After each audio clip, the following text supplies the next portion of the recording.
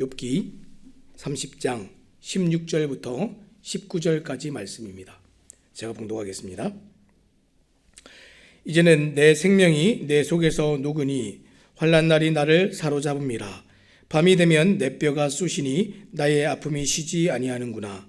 그가 큰 능력으로 나의 옷을 떨쳐버리시며 나의 옷깃처럼 나를 휘어잡으시는구나. 하나님이 나를 진흙 가운데 던지셨고 나를 티끌과 재 같게 하셨구나. 아멘. 오늘 우리가 고통스러운 현실과 마주하기라는 제목을 가지고 함께 말씀을 나누기 원합니다. 작년에 한국게임학회에서 논문이 하나가 이제 발표가 됐습니다. 이 논문의 내용은 코로나 기간 동안에 이 온라인 게임 중독에 빠진 사람이 많이 늘어났다 하는 그런 내용입니다. 그리고 그 원인을 다각도로 분석한 이 결과도 있었는데, 이 온라인 게임 과몰입, 이제 요즘은 온라인 게임 중독이라고 하지 않고 과몰입이라고 이렇게 표현합니다. 그 과몰입에 영향을 준 것은 현실 도피였습니다. 그만큼 코로나 기간 동안 하루하루 살아가는 것이 고통스러운 사람이 많았다는 것이지요. 이처럼 고난이 닥치고 고통스러우면 고통스러울수록 사람들은 현실을 마주하고 싶어 하지 않습니다. 대신 그 고통스러운 현실을 잊을 만한 것들에 취하게 되지요. 우리도 고통스러운 현실을 잊기 위해서 현실을 잊을 만한 무언가를 찾아 나설 때가 있습니다. 지금 내 환경이 주는 고통과 스트레스를 잊기 위해서, 때로는 또 인생의 뼈아픈 실패와 좌절을 잊기 위해서 우리가 현실에 자꾸만 눈을 감습니다. 현실을 도피하기 위해서 여행을 가고, 현실을 도피하기 위해서 쇼핑을 하고, 현실을 도피하기 위해서 쾌락에 빠지고, 현실에 도피하기 위해서 과거에 집착하기도 합니다. 하지만 우리가 그런 것들에 빠져 있는 중에도 현실은 계속해서 흘러가고 있습니다. 내가 눈을 돌리고 있는다고 문제의 상황이 사라지지 않습니다. 잠시 잊은 동안에 나아지는 것 같지만 이 현실을 도피한 시간만큼 문제는 더 복잡해지고 심각해집니다. 욥도 지금 도망칠 수만 있다면 이제 정말 도망치고 싶었습니다. 욥기 29장에서 욥은 과거에 존경받고 명예로웠던 모습을 떠올렸습니다. 그리고 이제 30장에 와서 어떻습니까? 지금 현실은 자신보다 어린 사람에게까지 조롱을 당합니다. 하나님께서 이 상황을 주셨기 때문에 사실 그를 도와줄 사람도 없습니다. 도무지 이 고통을 멈추거나 끊을 방법이 보이지 않습니다.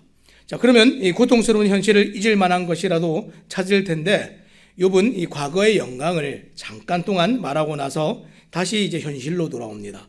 30장에 와서 오히려 더욱 현실의 문제를 직시하고 있습니다. 자, 오늘 16절 말씀 제가 한번 읽어보겠습니다. 이제는 내 생명이 내 속에서 녹으니 환난 날이 나를 사로잡음이라. 어저께 본문이 사람들로부터 받은 고난을 이야기했다면, 오늘은 욥 자신에게 지금 초점이 맞추어져서 고통을 깊이 들여다보고 있습니다. 그런데 고통을 표현할 때 뭐라고 했습니까? 나의 생명이 내 속에서 녹아내린다, 이런 식으로 지금 표현을 했습니다. 자, 여기서 생명으로 쓰인 이 단어는 이 네페시라는 단어입니다. 자, 이것은 보통 영혼이라고도 번역을 하지만 살아있는 이 존재 자체를 뜻하는 말이 네페시입니다. 그래서 창세기 1장 7절에 보면 아담을 지으시고 그 코에 생기를 불어넣으시니 사람이 생령이 되니라, 이렇게 할 때에 그 완전한 형태, 곧 살아있는 사람이 네페시였습니다. 무슨 말입니까? 욥의 이 현실적인 고통은 단순히 육체의 질병이 다가 아니라는 겁니다. 지금 이 육체의 고통을 표현하는 방식으로 지금 고통을 표현했지만, 실상은 그의 살아있는 이 인간 존재 자체가 초가 녹아내리듯이 다 녹아내려서 완전히 죽을 지경이 되었다 하는 표현이 지금 오늘 16절의 표현입니다. 자, 방금 읽었던 이 16절 말씀을 표준 세번역으로 제가 다시 한번 읽겠습니다. 나는 이제 기력이 쇠하여서 죽을 지경에 이르렀다. 지금까지 나는 괴로운 나날들에 사로잡혀서 편하게 쉬지 못하였다. 욥의 영혼이 지금 다 뒤집어지고 그 살아있는 존재 자체가 이렇게까지 지금 고통스러워하고 있는데, 지금 고통스러운 이유가 무엇입니까? 현실의 고통이 상당히 오랜 시간 동안 매일 반복되고 있기 때문에 그렇습니다. 영혼의 고통이 육체의 아픔을 또 더욱 가중시켰고, 밤마다 찾아오는 이 몸의 통증은 그의 영혼을 더욱 갉아먹었습니다. 악순환이죠. 몸은 마음을 아프게 하고 영혼을 아프게 하고, 영혼이 아프니까 또 몸이 아프고, 이것이 반복되고 있습니다. 자, 그래서 17절 말씀에 뭐라고 얘기합니까? 밤이 되면 내 뼈가 쑤시니 나의 아픔이 쉬지 아니하는구나. 욥의 고통이 가장 현실화되는 시간은 언제였습니까? 낮이 아니라 밤이었습니다. 깨어있는 낮 시간 동안의 고통을 밤에 눕고 잠을 자며 잊으면 정말 좋을 텐데 그럴 수가 없습니다. 왜냐하면 사실 대부분의 환자들은 밤에 통증이 더 심해지기 때문에 그렇습니다. 정확한 이유가 알려지지는 않았지만 이 우리 몸의 생체 리듬이 밤이 되면 이 면역 활동을 시작하면서 몸의 통증을 더 많이 느낀다고 합니다. 몸의 회복을 위한 이 면역 시스템은 작동을 하고 있지만 반면에 오히려 몸의 다른 기능들은 다 지금 잠을 자기 때문에 다 멈추어 있지요.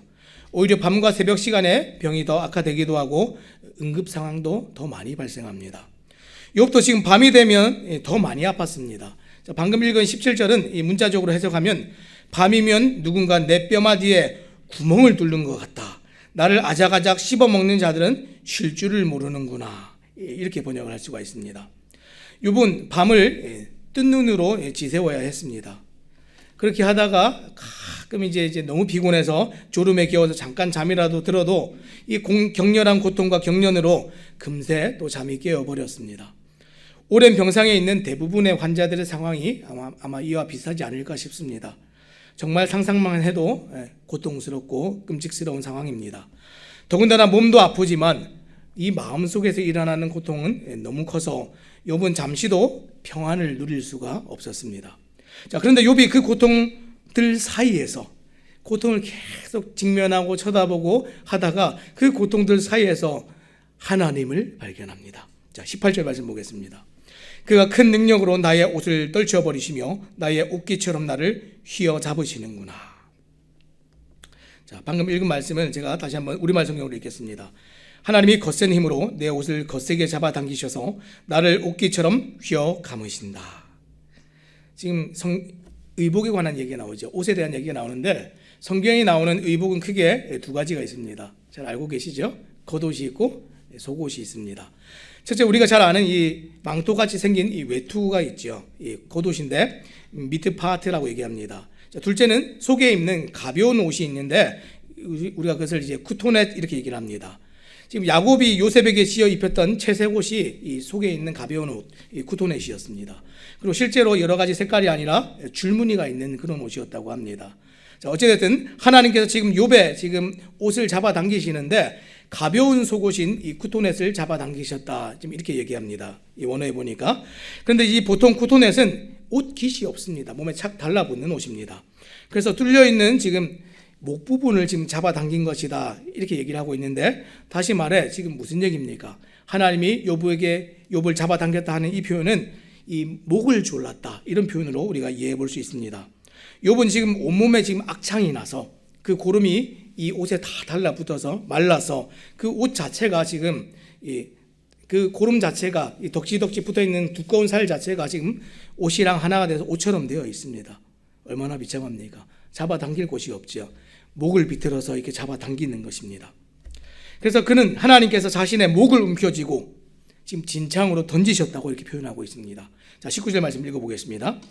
하나님이 나를 진흙 가운데 던지셨고 나를 티끌과 제각게 하셨구나. 하나님은 욥의 멱살을 잡고 진창으로 쳐박아 버리셨습니다. 이렇게 던져진 욥은 자신의 상태를 이렇게 묘사합니다. 자, 욥기 30장 19절 말씀을 우리말 성경으로 제가 다시 한번 읽겠습니다. 그분이 나를 진흙 속에 던지셨고 내가 흙덩이처럼 잿더미처럼 돼버렸다. 자기 자신이 그저 흙덩이, 흙 자체가 되고 타고난 후에 그 잿더미, 그 재가 되었다. 이렇게 말하고 있습니다. 하나님께서 아담을 흙으로 빚으시고 생기를 불어넣으심으로 사람이 되었는데 욥은 지금 반대로 그 생기가 다 빠지고 그저 흙덩이가 되고 타다 남은 재가 되었다. 자신을 이렇게 묘사하고 있습니다.